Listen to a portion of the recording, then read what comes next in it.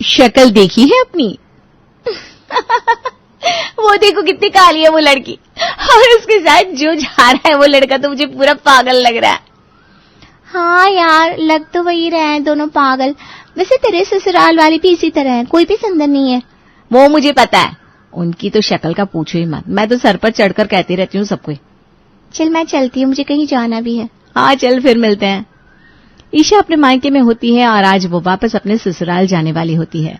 आंचल ईशा से कहती है, ईशा बेटा अपनी पैकिंग कर ले, निहाल जी आते होंगे तुझे लेने।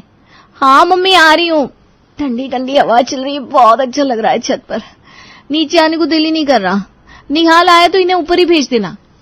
ये कौन सी बात हुई बेटा, निहाल आया तो ऊपर भेज देना? अपनी अकल नहीं है इस लड़की को। आंचल छत पर जाती है और ईशा का हाथ पकड़कर कहती है, ईशा दिमाग ठीक है ना तेरा? चल नीचे, दामाद जी आएंगे तो क्या सोचेंगे? उनके आने का पता हुए भी हम खड़े नहीं है उनकी खातिरदारी में। ओफो मम्मी, तुम ना ज्यादा ही सोचती हो। अब क्या इतनी फुटानी करनी, अब तो शादी हो गई है। तू ना किसी काम की नहीं है। ईशा गौर से आंचल का दांत दिखने लगती है। मम्मी ये क्या हुआ, तुम्हारे दांत ऐसे कैसे हो गए? हो नहीं गए, मेरे दांत शुरू से ऐसे ही हैं। ऐसे आड़े तिरछी, लग रहा है जैसे तलवार की तरफ पहने हैं। पहले तो मैंने नहीं देखे थे ऐसे। अब क्या ही करेगी, देख जवानी में ऐसे थे तो बुढ़ापे में भला कौन ही देख रहा है। तू ना अब बात को घुमा मत। मम्मी मैं बात को नहीं घुमा रही हूँ। अंधेरे में अगर कोई तुम्हें बाल खुले करके छोड़ देना तो तुम बिल्कुल चुड़ैल दिखोगे। आंचल ईशा को मारने दौड़ती है और वो हंसती हुई नीचे आ जाती है। इतने में ही निहाल भी वहां आ जाता है। क्यों जी, क्या हुआ? क्यों इस तरह हंस रही हो? चढ़ा लिया है क्या तुमने? हंसी के कारण ईशा के मुंह से बात ही नहीं निकलती और वो जैसे तैसे बोलती है। अरे आगे भी बोलोगी जरा। क्या मम्मी? क्या मम्मी के दांत देख। हाँ देखे हैं। आगे आगे ठीक से बताओ ना, क्या हुआ? मम्मी के दांत और चुड़ैल के दांत में कोई ज्यादा फर्क नहीं है, देखो। तुम पागल हो क्या? बेटा जी आप उठिए, ये पागल ही है, कुछ भी बोलती है। निशा जीजू आए, कॉफी लेकर आ जा। निशा निहाल के लिए कॉफी लेकर आती है। जीजू मैंने बनाई है आपके लिए, चाउमीन लेकर आ रही हूँ। अरे वाह साली साहिबा, आपने तो दोनों मेरी पसंद का बनाया है। अब दीदी कुछ नहीं करती तो मुझे तो करना ही होगा ना। उधर से ईशा आकर कहती है, हाँ जैसे तू ही सब कुछ करती है, अब से तू ही करना। निहाल जिसकी तारीफ कर रहा हो ना, अब उसी के हाथ का खाना खाना। मुझसे बात तक करने मत आना। ये क्या कह रही हो? जीजा साली की नोक झोंक है, तुम बीच में मत पड़ो। निहाल कॉफी पीते पीते ईशा को मनाने कमरे में जाने लगता है। इधर निशा चाउमीन लेकर आती है और निहाल से कहती है, जीजू कहाँ जा रहे हो? चाउमीन ठंडी हो जाएगी। अरे तुम्हारी बहन गुस्सा हो गई है, उसे मनाने जा रहा हूँ। आप रुकिए, मैं दीदी से बात करती हूँ, आप खा लीजिए। अच्छा ठीक है। निशा ईशा के कमरे में जाती है और कहती है, ये सब क्या है दीदी? जीजू हमारे घर पर है और तुम इस तरह कर रही हो, अच्छा लगता है क्या? एटलीस्ट हमारे सामने तो मत करो, उनको बुरा लगेगा। तू ना उनकी फिक्र मत कर। इतने में ही निहाल अंदर आता है। ईशा गलती हो गई मुझसे, अब गुस्सा थूक भी दो सोना। चलो चाउमीन खाओ, बहुत अच्छा बनाया है निशा ने। मुझे तुमसे बात ही नहीं करनी, जाओ यहाँ से। दीदी कैसे कर रही हो? ये सोचो कितनी किस्मत वाली हो कि कोई तुम्हें मना रहा है, उसकी इज्जत करो। मुझे कोई ऐसा मिलता तो मैं उसे सर आंखों पर रखती। हम पति पत्नी के मैटर में तुम मत बोलो, समझी? तुम्हें कोई ऐसा कभी नहीं मिलने वाला। शक्ल देखिए अपनी। पता नहीं मेरी बहन कैसे बन गई तुम। मैं इतनी गोरी और तुम इतनी काली। निशा वहां से हट जाती है, उसकी आंखें नम हो जाती है। फिर ईशा और निहाल बिना खाए चाउमीन अपने घर चले जाते हैं। इधर आंचल निशा से कहती है, बेटा तू उस गधी की बात पर क्यों रोती है? आज तक उसने किया क्या है? उसकी बातों को मन से मत लगा। मामा इतनी काली हो गया। अरे ना मेरी बच्ची, देखना तुझे कितना अच्छा घर और वर मिलता है। इधर ईशा और निहाल अपने घर पहुंच जाते हैं। जाते ही ईशा अपने काम वाली शांति से कहती है, शांति ये तेरी बेटी है क्या? हाँ भाभी मेरी बेटी है। पैदा होने के बाद इसके नाक पर कुछ गिर गया था क्या? इसकी नाक टेढ़ी है। नहीं नहीं दीदी, वो जब ये पेट में थी ना तो मेरे को खाने को ज्यादा मिलता नहीं था, कैल्शियम की कमी से उसकी नाक ऐसी हो गई है। अरे ठीक करवा ले, वरना शादी होने में बहुत दिक्कत होगी। नाक टेढ़ी है जैसे कोई फिसल पट्टी। ईशा हंसने लगती है। बच्ची को बहुत बुरा लगता है। वो शांति से कहती है, माँ मुझे यहाँ नहीं रुकना, अभी के अभी घर चलो। हाँ हाँ चल रहे लिए बाबा। अभी तुरंत चलो, यहाँ के लोग अच्छे नहीं है, मुझे नहीं रुकना, मेरा मजाक उड़ा दे। अरे चल चल। शांति अपनी बेटी को घर छोड़ने चली जाती है। ईशा के ससुराल वाले सीधे और सुलझे हुए लोग हैं, जिनके ज्यादा नखरे नहीं है। ईशा घर की बड़ी बहू है और बहुत सुंदर भी। निहाल ईशा की सुंदरता पर पहली नजर में फिदा हो गया था और उससे शादी करने के लिए हाँ कर दिया था। ईशा अपनी सुंदरता पर बहुत इतराती है और उसे खुद पर बहुत घमंड भी होता है। एक रोज शाम को जब साथ में सब बैठे थे, तब रजनी ईशा से कहती है, ईशा, चेरी की शादी के लिए लड़का देख लेते हैं, उसकी शादी के बाद ही आदित्य की शादी करेंगे। हाँ सही रहेगा मम्मी जी, वैसे भी चेरी की उम्र शादी लायक तो हो ही गई है। निहाल, ये लड़का कैसा लग रहा है तुम्हें? पापा ये तो बहुत स्मार्ट है, मुझे तो भाई पसंद आ गया लड़का एक नजर में ही। देख चेरी, तुझे कैसा लग रहा है? चेरी शर्मा जाती है। पापा ये रिश्ता चलकर आया है क्या? ये लड़का मुझे पसंद है। पहले तुम दोनों भाई लड़के के बारे में पता लगा लो, उसके बाद मैं बात आगे बढ़ाऊंगा। हाँ, लड़का ही अच्छा नहीं रहा तो बात करके क्या फायदा। मम्मी जी, आपको लगता है कि ये लड़का अपनी चेरी को पसंद करेगा भी? कहाँ ये लड़का, कहाँ अपनी चेरी, कितना स्मार्ट है ये। और चेरी का कितना भी पार्लर से तैयार हो जाएगी, फिर भी इस लड़की को टक्कर नहीं दे पाएगी चेरी। बुरा मत मानना चेरी, तेरी आंखें खराब, चश्मा ऊपर से, लगता है जैसे बूढ़ी आंटी हो। अरे वो छोड़ो भी एक बार को, तो होठ ना तुम्हारे बड़े बेकार लगते हैं, इतने मोटे, नाक जैसे हाथी की सूंड। कौन ही पढ़ा लिखा स्मार्ट लड़का शादी करेगा तुमसे? अच्छा खासा तिलक देने पर भी कोई शादी कर लेना तो बहुत है। मैं अगर लड़का होती तो मैं तो देखती भी ना। चेरी उठकर वहां से अपने कमरे में भाग जाती है और बहुत रोती है। रजनी गुस्से में ईशा से कहती है, बहू तुम्हें एक जरा अकल नहीं है क्या? उसे ये सब बोलने की क्या जरूरत थी? बेचारी बच्चे का मनोबल तोड़ दिया तुमने। अरे मैंने सच ही तो कहा है, मैं क्या करूं अगर उसे बुरा लगा तो। ईशा उठकर चली जाती है और रजनी अपने माथे पर हाथ रख के कहती है, पता नहीं किस घड़ी में इसे शादी करके ले आए थे हम। जब देखो दूसरों की शक्ल का मजाक उड़ाती रहती है। अब नहीं चाहिए मुझे सुंदर बहू जो बस तन से सुंदर हो। आदित्य के लिए बहू मैं देख कर लाऊंगी। अगले दिन सुबह सुबह मोहल्ले की कुछ औरतें ईशा के घर आती है और रजनी से कहती हैं, रजनी, हमारे शहर में मिसेस ब्यूटी क्वीन का कंपटीशन होने वाला है। हमारे मोहल्ले में सबसे सुंदर बहू तेरी है। ईशा को इस कंपटीशन में हम सबकी ओर से खड़ा करना चाहते हैं। अवार्ड हमारे मोहल्ले में ही आना चाहिए भाई। नहीं नहीं, ईशा को मैं इन सब में नहीं भेजूंगी। क्यों नहीं भेजेगी? तुझे तो खुश होना चाहिए कि तेरी बहू जीत कर तेरा नाम रोशन करेगी। तुझे खुशी नहीं होगी कि अगर मिस क्वीन का अवार्ड अपनी ईशा को मिलेगा तो? अरे वो बात नहीं है, तुम समझ नहीं रही हो। इतने में ही ईशा वहां आ जाती है। आंटी जी, मैं पार्टिसिपेट करूंगी, आप मुझे सारी डिटेल दे दीजिए। इस कंपटीशन को तो मैं ही जीतूंगी। मैं किसी मॉडल या हीरोइन से कम हूं क्या? हम भी यही चाहते हैं कि तू जीते। औरतें चली जाती हैं और रजनी निहाल को फोन करके सारी बात बताती है। बेटा निहाल, ऐसे ही बहू के सींग उगे हैं। अगर वो इस कंपटीशन में जीत गई तब तो हमारे सर पर चढ़कर नाचेगी। मैं क्या करूं मम्मी, तुम लोगों ने ही ढूंढकर ये रिश्ता लाया था। अब मैं तो झेल रहा हूं, तुम सब भी झेलो। इधर ईशा की सहेली शीतल ईशा को कॉल करके कहती है, यार मेरे देवर की शादी है, तुझे आना है, वो भी सबके साथ। निहाल जीजू को लेकर आना और अपने सास ससुर और ननद को भी लाना। हाँ हाँ जरूर आऊंगी मैं। तुझसे मिलना जो है और देखना भी है तेरी देवरानी कैसी दिखती है, लेकिन मैं निहाल के अलावा किसी और को लेकर नहीं आने वाली हूँ। ये क्या बात हुई, सबको ले आ। नहीं यार, मेरी सास की शक्ल देखिए तूने कैसी दिखती है। दांत आगे के दोनों बाहर के और निकले हुए हैं। मेरे ससुर के टाल पर एक जरा बाल नहीं है। ननद मेरी कैसी दिखती है, तुझसे कुछ छिपानी है यार। मुझे ना उनके साथ जाने में कहीं अच्छा ही नहीं लगता। मैं तो पछता रही हूँ शादी करके ऐसे घर में, जहाँ सारे के सारे बदसूरत है। उन्हें देख देख कर कहीं मेरा रंग रूप ना खराब हो जाए। उफ़ो, अब तू देख ले मैं क्या कहूँ। रजनी ईशा और शीतल की बात सुनती है, उसे बहुत बुरा लगता है। बहुत गुरूर है ना ईशा को अपनी शक्ल पर। मैं अपनी बेटी की शादी बहुत सुंदर लड़के से करूंगी ताकि ये देखती रह जाए। इसका गुरूर तो तोड़ कर रहूंगी मैं। अगले दिन ईशा निहाल से कहती है, निहाल चलो तैयार हो जाओ, हमें शीतल के यहाँ जाना है शादी में। उसके देवर की शादी है ना आज। हाँ, और कोई तो ले जाने लायक है नहीं इस घर में। ठीक है चलता हूँ। तुम ये जो एक्स्ट्रा बोलती हो ना, वो नहीं बोलोगी तो ज्यादा सुंदर लगोगी। चुप रहो तुम। निहाल और ईशा तैयार होकर शादी के लिए निकल जाते हैं। रास्ते में निहाल ईशा से कहता है, निशा, तुम हर बात पर सबकी शक्लों का मजाक बनाती हो, अच्छा लगता है क्या? अब तो बचपना छोड़ो, दूसरों को भी बुरा लगता है, ये तो सोचो कभी।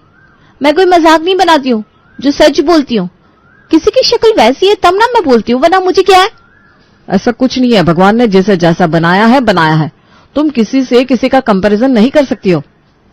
तुम अपनी माँ की तरह मुझे लेक्चर मत दो। अच्छा खासा मूड है मेरा, खराब मत करो, पार्टी एंजॉय करने दो। ईशा और निहाल पार्टी में पहुंच जाते हैं। पार्टी में पहुंचते ही ईशा शीतल से कहती है, शीतल, तेरी देवरानी से तो मिलवा देखूं कैसी है। वो कमरे में तैयार हो रही है, तुझसे मिलवाती हूँ, चल। शीतल ईशा को अपनी देवरानी नित्या के पास ले जाती है। ईशा, ये मेरी देवरानी नित्या। देवरानी जी, ये मेरी सहेली ईशा। ओ हाय नित्या। शीतल मेकअप चाहे कोई कितना भी करवा ले, नेचुरल ब्यूटी मेरी तरह तो नहीं बन सकता। भाभी, शादी में लगता है आप बिना मेकअप के ही स्टेज पर गई होंगी। नित्या ईशा का मुंह तोड़ जवाब देती है और ईशा वहां से अपनी जूती झड़काती हुई चली जाती है। तेरी देवरानी तो बहुत ही बदसूरत है और बदजबान भी। गाल कितने पिचके हुए है, जैसे खाने को कुछ मिलता ही नहीं है। और तो और आंखें छोटी छोटी सी, जैसे बंदी हो। कैसे तुम लोगों को ये लड़की पसंद आ गई, और कोई नहीं मिली क्या?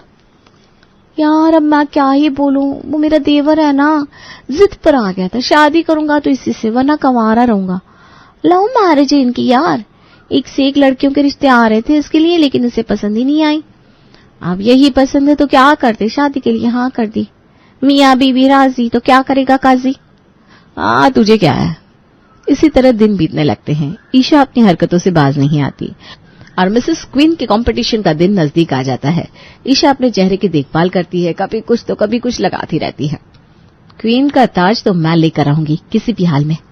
ईशा हल्दी और बेसन का लेप अपने चेहरे पर लगा रही थी, तभी वहां चेरी आकर कहती है, भाभी क्या लगा रही हो आप, मुझे भी लगा दो ना। वो ऐसा है ननद जी कि ये लेप चेहरे की टैनिंग को खत्म करता है, ना कि काले चेहरे को गोरा करते। ये सब आप जैसों के लिए नहीं है, आपके लिए तो वो कोई कलर चेंजिंग ट्रीटमेंट करवाना होगा। मेरी मानो तो करवा ही लो, साथ में नाक और होठ की सर्जरी भी करवा लेना। हो सकता है तब जाकर तुम्हें कोई अच्छा लड़का मिल जाए। चेरी भागकर अपने कमरे में जाकर बहुत रोती है और शीशे के सामने खड़ी होकर कहती है, भगवान, मुझे इतनी बदसूरत क्यों बनाया तुमने, मुझे भाभी की तरह सुंदर क्यों नहीं बनाया। रजनी कमरे में जाकर चेरी से कहती है, बेटा तेरी भाभी की तो बात ही मत सुन। सुंदरता मन से होती है, तन से नहीं। जिस लड़के की तस्वीर देखकर तेरी भाभी ने कहा था कि वो चेरी को कभी पसंद नहीं करेगा, उसी लड़के ने तुझे पसंद किया है शादी के लिए, और वो भी बिना दहेज के। सच में माँ? हाँ मेरी रानो। इधर कंपटीशन का दिन आ जाता है और सब पार्टिसिपेंट सुबह से ही जहां इवेंट होने वाला था वहां चले जाते हैं। ईशा की नजर शीतल की देवरानी नित्या पर पड़ती है।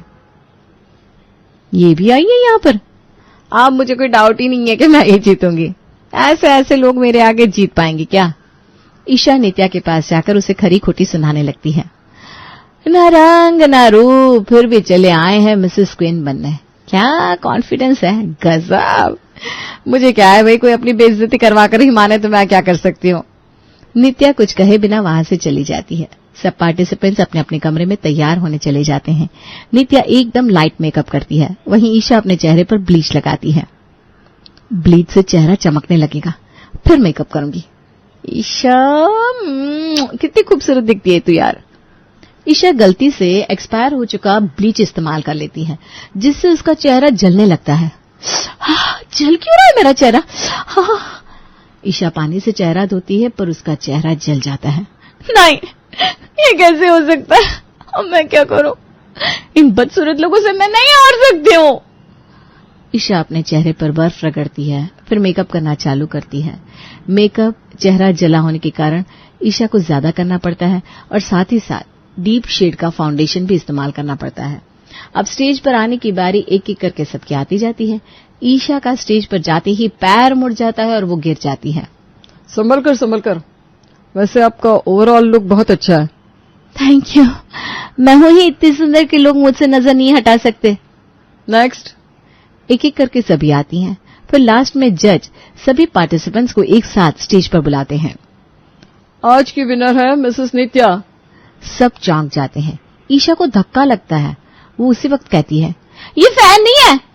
जो लड़की खुद को संभाल नहीं सकती वो क्या मिसेस क्वीन का ताज संभालेगी। दूसरा, आपको इतना मेकअप करना पड़ा खुद को प्रेजेंट करने के लिए। वही नित्या ने देखी एकदम लाइट मेकअप किया है।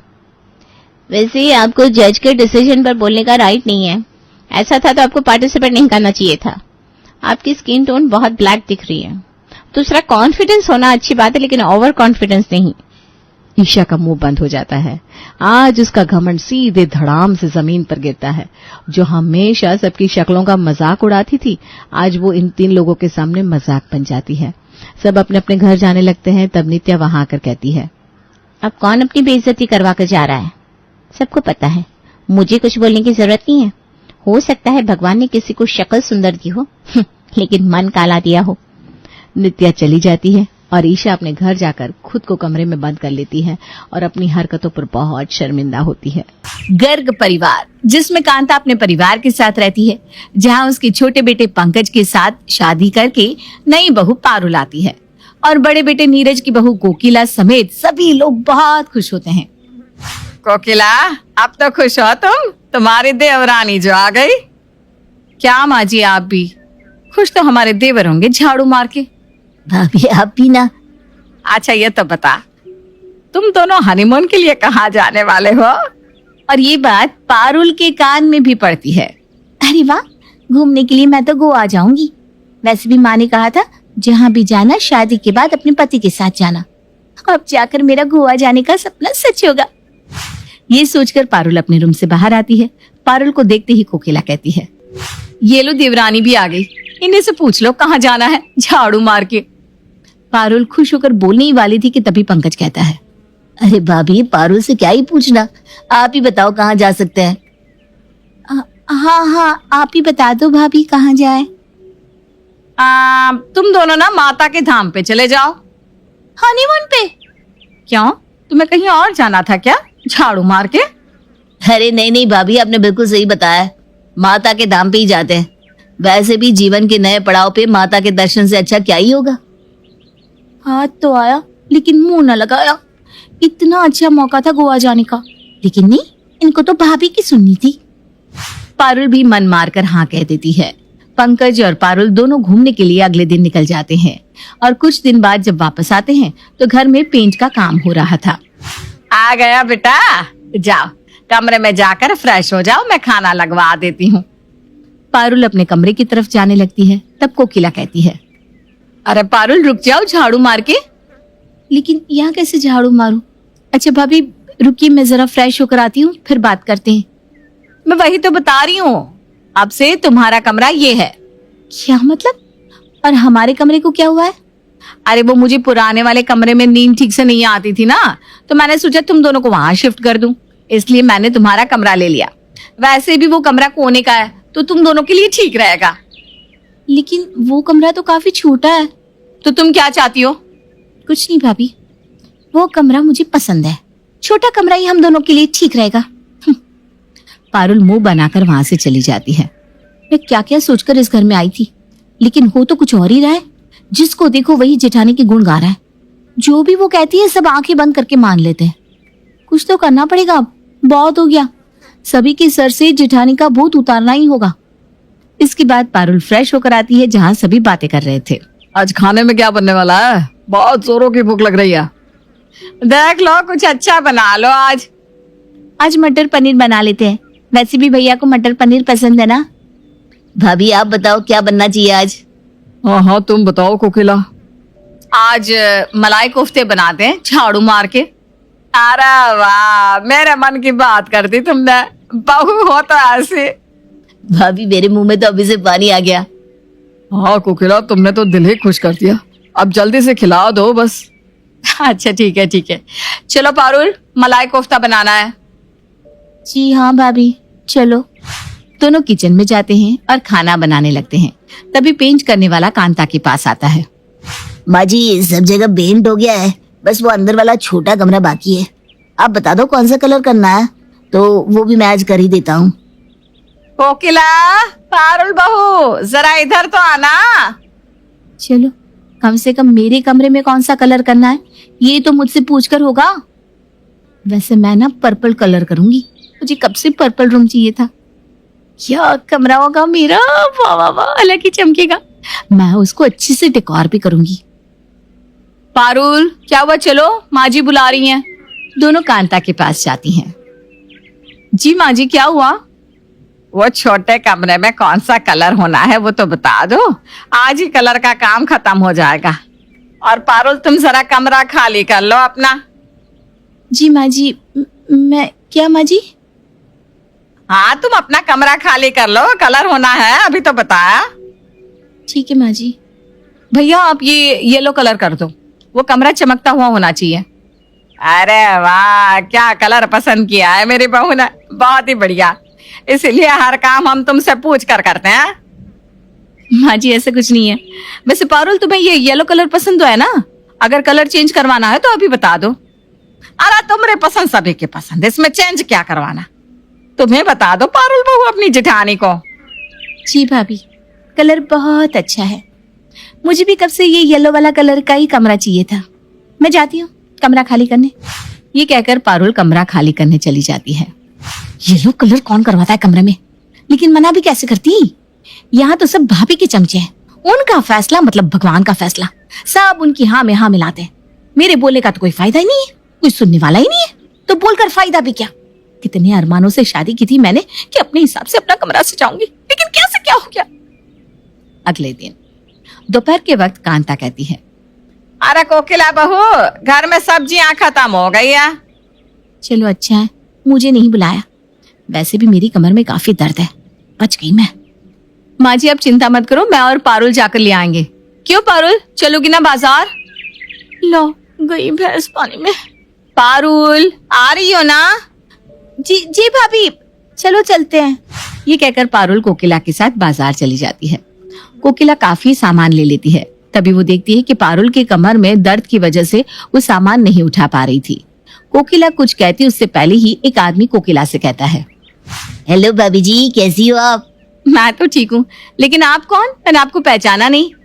भाभी मेरा छोड़ो, लेकिन मैं आपको एक ऐसा काम बता सकता हूँ जिससे इस पूरे मोहल्ले में, अरे मोहल्ला छोड़ो, इस शहर में, और मैं तो क्या कहता हूँ शहर भी छोड़ो, आप पूरे देश में फेमस हो जाओगी। यकीन नहीं होता ना? बस एक बार आप हमारी कंपनी में ज्वाइन कर लो, फिर देखो कैसे अगले ही महीने में आपके पास दुनिया की महंगी कार होगी। क्या सच में ऐसा होगा? हाँ सच में। आपको बस 20,000 रुपए देकर हमारी कंपनी की किट लेनी है, जिसमें आपको ट्रेनिंग की एक वीडियो मिलेगी और आपको क्या क्या करना है ये सब भी बताया जाएगा। ये लो, भाभी जी तो फंस गई इस फ्रॉड की स्कीम में। अब क्या होगा? वैसे अच्छा ही है, इसी मौके का तो मुझे इंतजार था। अब मैं सभी घर वालों के सामने इस आदमी का भंडा फोड़ दूंगी और सबको सिखा दूंगी कि हाँ में हाँ नहीं मिलानी चाहिए। भाभी जी की चमचागिरी करना बंद कर दो। अच्छा, बस इतना सा काम? ठीक है, आप मेरे घर चलो, मैं आपको बाकी परिवार वालों से भी मिलवाती हूँ और वहीं पैसे भी दे दूंगी।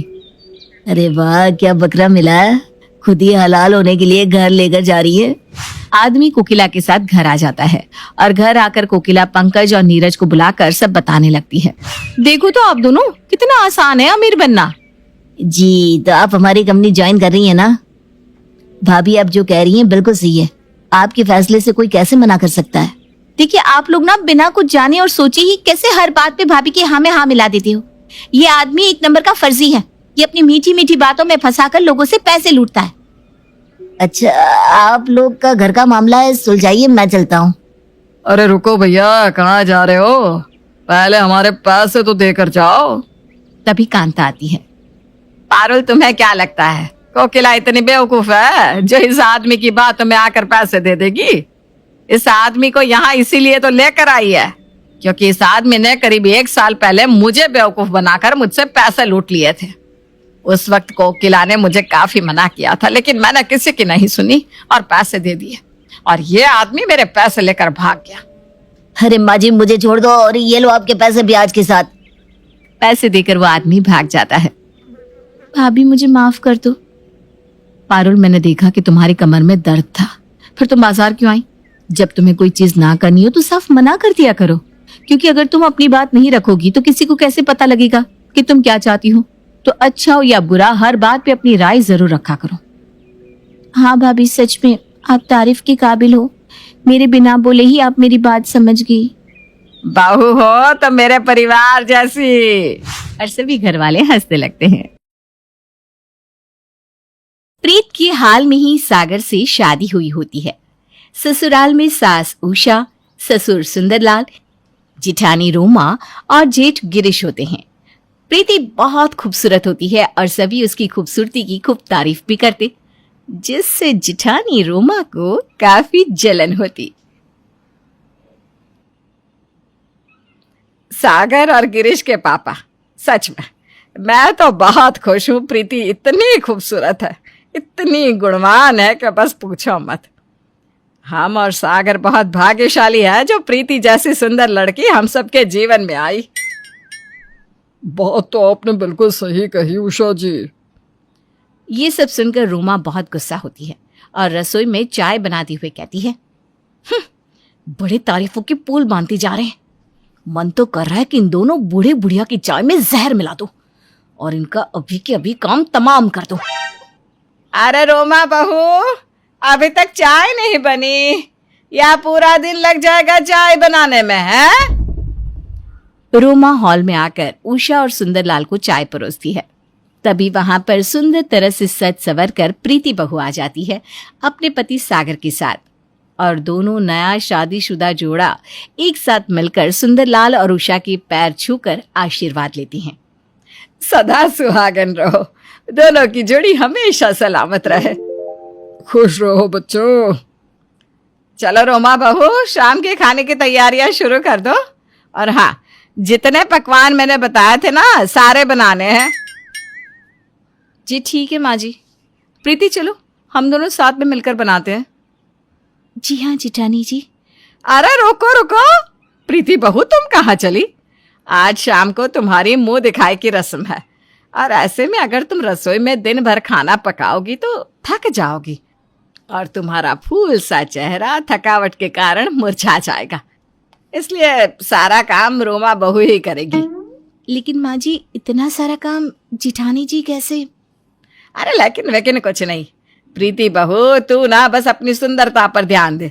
एक तू ही तो है, और अब तुझे देखकर शाम को सारी मोहल्ले की औरतें जल जल कर राख हो जानी चाहिए। बड़ा मजा आएगा। आखिर मेरी प्रीति बहू किसी हीरोइन से कम थोड़ी ना है। रोमा गुस्से से आग बबूला हो जाती है और अकेली ही रसोई में जाकर काम करने लग जाती है। तभी इस प्रीति की तो ऐसी की तैसी। घर आए कुछ ही वक्त हुआ है, लेकिन मेरा जीना तो इसने अभी से ही दुश्वार कर दिया है। थोड़ी देर बाद प्रीति के कमरे से गुजरते समय रोमा देखती है कि प्रीति मुल्तानी मिट्टी का पेस्ट बना रही है। और ये 1 चम्मच गुलाब जल। ये मुल्तानी मिट्टी अब मेरे चेहरे पर लगेगी। मेरी खूबसूरती पर और भी 4 चांद लग जाएंगे, और तभी चांद की चमक भी मेरे चेहरे की चमक के आगे फीकी पड़ जाएगी। अच्छा जी, तो ये बात है। अब देखना क्या होता है इस रोमा को परेशान करने का इंतजाम। Just wait and watch my dear देवरानी मैडम। रोमा जानबूझकर रसोई में जाकर प्रीति को आवाज लगाती है, प्रीति। जिससे प्रीति अपनी मुल्तानी मिट्टी के बॉल को छोड़कर तुरंत रसोई में चली आती है, और इसी मौके का फायदा उठाते हुए रोमा प्रीति के कमरे में चली जाती है और मुल्तानी मिट्टी के फेस पैक में एक दवाई मिला देती है। अब इस मुल्तानी मिट्टी को जब प्रीति अपने मुखड़े पर लगाएगी तब वो मुंह दिखाई में किसी को अपना मुंह दिखाने लायक नहीं रहेगी। रोमा वो मुल्तानी मिट्टी का बॉल वहीं पर रख देती है और प्रीति के कमरे से रफू चक्कर हो जाती है। रसोई में कोई ना होने के कारण प्रीति फिर से अपने कमरे में आ जाती है और उस मुल्तानी मिट्टी को अपने चेहरे पर लगाती है। फिर जब वो सूख जाती है तब प्रीति अपना चेहरा धोती है और आईने में देखती है तो जोर से चिल्ला पड़ती है, ये क्या हो गया मेरे चेहरे को? नहीं। प्रीति देखती है कि उसके चेहरे पर काले दाग आ गए हैं। ये देखकर उसके पैरों तले जमीन खिसक जाती है। मैं क्या करूं? शाम को मेरी मुंह दिखाई है और ऐसे में ये क्या हो गया? लगता है ये सब मुल्तानी मिट्टी की वजह से हुआ है। अब मैं मुंह दिखाए मैं अपनी शक्ल कैसे दिखाऊंगी? सारे घर वालों का तो दिल ही टूट जाएगा। माँ जी को तो पहले से ही हार्ट का प्रॉब्लम है। वो तो जब देखो तब सिर्फ मेरी सुंदरता की तारीफ करती रहती है। हे भगवान, मैं क्या करूं? तभी कमरे में सागर आता है और प्रीति को आवाज लगाता है। वहीं प्रीति बाथरूम में पूरी तरह डर जाती है। प्रीति जल्दी आओ बाहर, मैं तुम्हारे लिए गजरा लेकर आया हूँ। आज शाम को मुंह दिखाई की रस्म में तुम इसे अपने बालों में लगाना, तुम्हारी खूबसूरती और भी निखर कर आएगी। प्रीति सुन रही हो ना तुम? अब हाँ सागर जी, मैं अभी आई। आप जाइए ना, तब तक मेरे लिए गजरा लाइए। अरे कैसी बात कर रही हो प्रीति, गजरा तो मैं तुम्हारे लिए ऑलरेडी लेकर आया हूँ। ओह नो, ओके ठीक है। मुझे ना वो बूढ़ी के बाल ला कर दो ना, मुझे उन्हें खाने का बहुत मन कर रहा है। Please Sagar. व्हाट? प्रीति ये तुम क्या बोल रही हो? किस बूढ़ी के बाल मैं तोड़कर तुम्हारे लिए लाऊं? ये क्राइम मैं कैसे कर सकता हूँ जानू? और तुम बूढ़ी आंटीज के बाल खाती हो? Oh my God. वो नहीं मेरे भोले पति देव, अरे कॉटन कैंडी, उसे हिंदी में बूढ़ी के बाल कहते हैं ना। अच्छा, मैं तो घबरा ही गया था। अच्छा ठीक है, मैं अभी लेकर आता हूँ उन्हें बाजार से।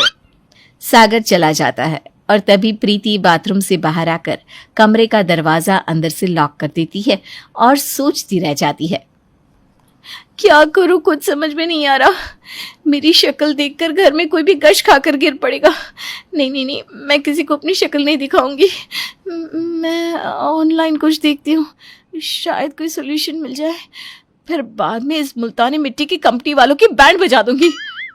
प्रीति अपने फोन पर ऑनलाइन वीडियोस देखती है और अपने चेहरे को ठीक करने के सॉल्यूशंस को ढूंढती है, लेकिन उसे कोई भी सॉल्यूशन नहीं मिलता। फिर थोड़ी देर बाद जब सागर बूढ़ी के बाल लेकर आता है, तब वो देखता है कि प्रीति ने अपना चेहरा घूंघट के पीछे छुपाया हुआ है। प्रीति, ये तुमने अपना चेहरा अभी से ही घूंघट के पीछे क्यों छुपा रखा है? वो ना, दरअसल माँ जी ने कहा है कि मुंह दिखाई की रस्म के 5 से 6 घंटे पहले ही नई नवेली बहू अपना चेहरा घूंघट में ही छुपा कर रखती है। अगर किसी ने गलती से भी मेरा चेहरा देख लिया ना तो अपशगुन हो जाएगा। हाँ सच में? लेकिन रोमा भाभी की मुंह दिखाई के वक्त तो ऐसा कुछ भी नहीं हुआ था। अब सागर समझा करो ना, वक्त के साथ साथ रस्मों रिवाज भी चेंज होते रहते हैं। हर बात पर डिबेट करते रहते हो तुम बस। अच्छा बाबा, ओके, ये लो तुम्हारे बूढ़ी के बाल और इन्हें तुम अब आराम से खाओ। और हाँ, शाम को वो गजरा लगाना भूलना मत। प्रीति दिन भर अपना चेहरा घूंघट के पीछे छुपाए रखती है और मुंह दिखाए के वक्त गायब हो जाती है और स्टोर रूम में जाकर छुप जाती है। तभी रोमा उसे देख लेती है। रोमा उषा को जाकर ये बात बताती है और प्रीति के ना चाहते हुए भी उसे उषा और रोमा मुंह दिखाए के लिए ले जाते हैं। भगवान जी, अब तो सिर्फ आप ही बचा सकते हो। क्या करूं? माँ जी को सब कुछ सच सच बता दूं, दिखा दूं अपना चेहरा? नहीं। प्रीति घूंघट के अंदर यही सोचती है कि क्या करूं और क्या नहीं, और उतने में सारी औरतें आ भी जाती हैं। और जब उषा प्रीति का घूंघट उठाती है, तभी प्रीति का चेहरा एकदम साफ होता है और चमक रहा होता है। ये देखकर रोमा चौंक जाती है। एकदम कोहिनूर लेकर आई हो तुम उषा बहन, नजर ना लगे प्रीति बहू को। थु थु थु थु थु। सच में मलाई जैसी गोरी सुंदर बहू है। तेरी तो लॉटरी लग गई उषा। ये क्या, ये जादू कैसे हो गया? लगता है उस फेस पैक के साइड इफेक्ट्स कुछ ही देर के लिए थे। थैंक यू भगवान जी। ये क्या? रोमा कमरे में जाकर जब उस दवाई को चेक करती है, तब उसे पता चलता है कि उस दवाई का असर सिर्फ 5 से 6 घंटों तक ही होता है। नहीं, ऐसा नहीं हो सकता। रोमा अपना सर पटकते रह जाती है और वहां प्रीति को सभी औरतें सुंदर सुंदर तोहफे देती है और उसकी मुंह दिखाए की रस्म पूरी हो जाती है।